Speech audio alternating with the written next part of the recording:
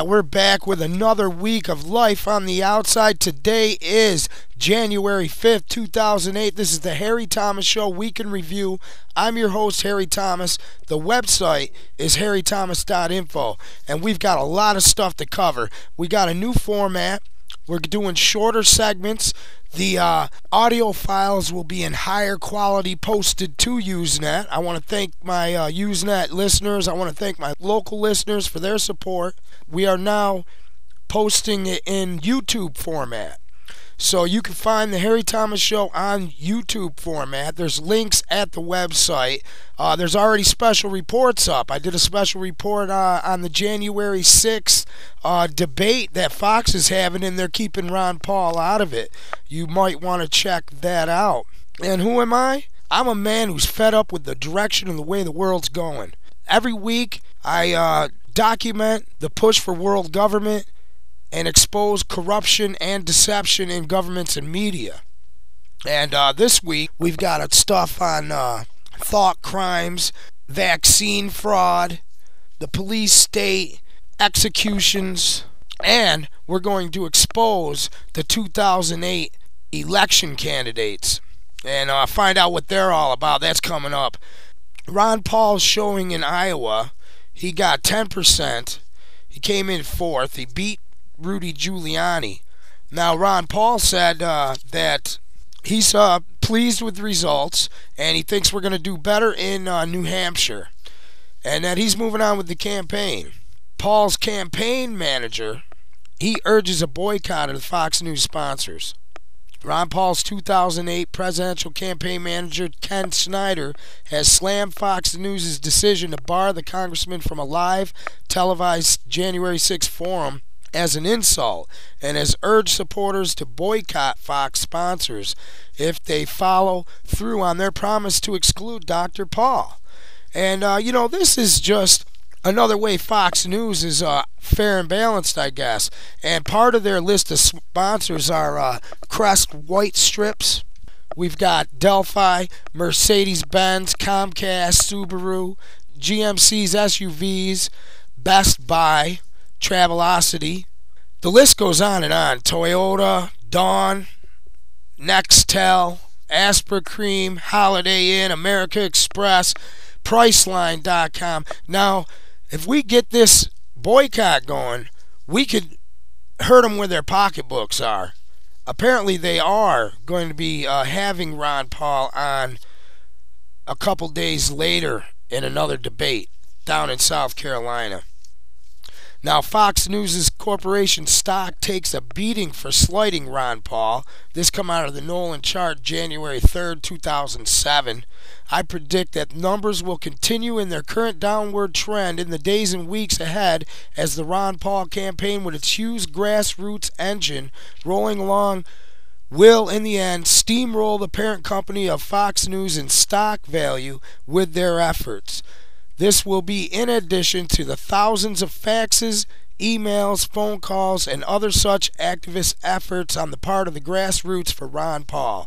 And I urge you, if you're a supporter, or if even you're just a supporter of freedom, and you want to fight tyranny, fight Fox News, boycott them. Find out all their sponsors, boycott them, send them letters, send them emails, faxes, telephone calls. Let's get on this bandwagon and hurt them where it counts. There's also a petition up barring Ron Paul violates free speech and the electoral process. You can also get involved by signing that. Now, Bill O'Reilly says that there was nothing personal. Ron Paul was left out because of his low national ratings. He says that he kept spewing that he can't win anyway, so, why bother?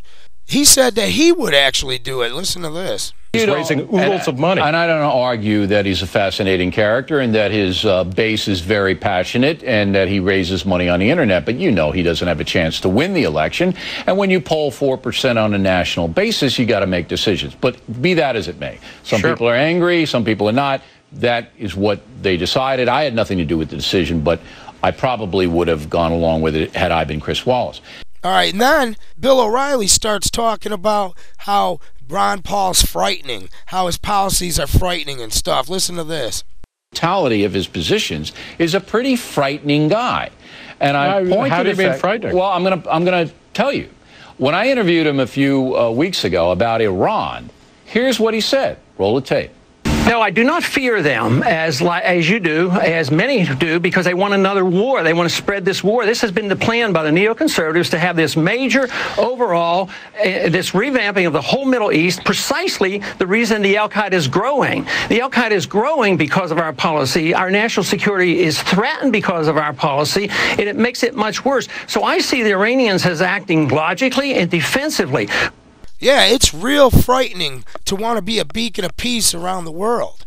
You know what I'm saying? To want to bring the troops home and solve our conflicts in a civil manner, okay? And take care of our home front, secure our borders, and make us all more secure. Yeah, that's real frightening, Bill O'Reilly, because it goes in direct opposition with your agenda.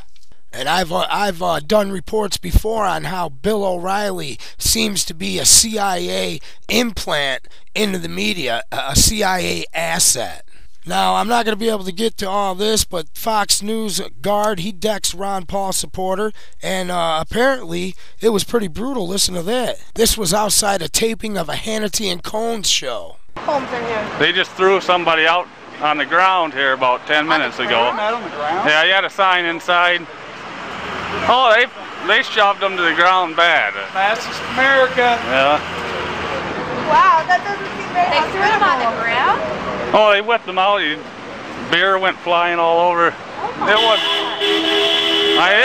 was within a second. And then there was a thing that happened outside the Huckabee and Ron Paul quarters this week. I'm sure you heard about that. And it's sad to hear that Ron Paul supporters distanced themselves from the anti-war demonstrators. And they were saying, what would Jesus do? Listen to this. Somewhere, someday, American citizens have to stand up for truth and justice. I understand. We're here to ask the governor, who would Jesus bomb? What kind of Christianity does he back? The Jesus of love your enemy? The Jesus of the Beatitudes? Or the USA stamped Jesus? The empire Jesus of this country that George Bush has been pushing on us. We need clarity.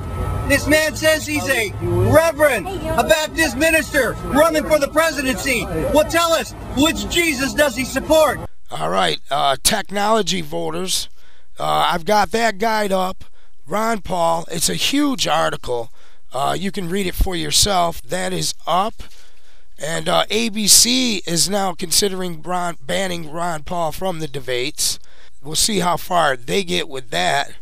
There's a movie outfoxed, and it shows how ABC's and others followed the bandwagon in 2000 and helped them predict Gore or announce Gore as the winner in 2000. Get involved with your local Ron Paul group. All the full articles for this are up at harrythomas.info. Coming up in the third segment, we're going to have 2008 election candidates exposed, and we'll be back in the second segment with stuff on thought crimes, vaccine fraud. I want to thank you for listening. Now they can't ignore us anymore like they did before. The money's growing and the polls are showing more and more. They can lie and they can spin, but they can't miss our new Zeppelin. They can run, but they can't hide from a Ron Paul landslide. I don't know where we went wrong, but we've been on this road too long. There's a landslide on the way, coming down.